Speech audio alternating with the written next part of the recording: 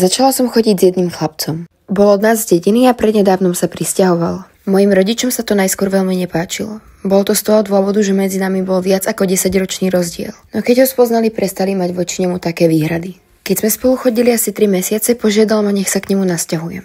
Prišlo mi to prískoro, no mala som čerstvo 18 a rodičov som sa pýtať nemusela. Naviac teda naša dedina nebola veľmi veľká, takže som stále bývala v blízkosti rodičov. Asi po týždni, čo som sa k nemu nasťahovala, začalo sa mi zjavovať dievča. Vyzeralo veľmi smutne a všade mala modriny.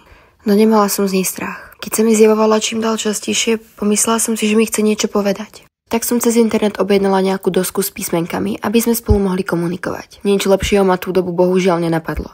Keď sa dievča znovu zjavilo, ja už som mala dosku, dala som ju pred ňu a nechala som ju, nech mi povie, čo chce. Písmenkami vyskladala slovo skriňa. Spýtala som sa, čo je s ňou. Ďalšie, čo napísala, bolo vrchná polica. Ešte som sa ani nestihla spýtať ďalšiu otázku, už písala slovo krabica. Tak nejako som pochopila, že mám hľadať krabicu na vrchnej poličke v našej skrini. Prišlo mi to zvláštne, no aj tak som to urobila. Na to, čo som tam našla, nikdy nezabudnem. Krabica bola plná fotiek dievčaťa a môjho priateľa, výstrižkou z novín o pátraní po dievčati. A taktiež sa v nej nachádzal nôž. Okamžite som zavolala políciu a tá mojho priateľa zatkla. Bol obvinený a aktuálne ho čaká súd. Polícia mi po prehľadaní jeho domu povedala, že som si zachránila život.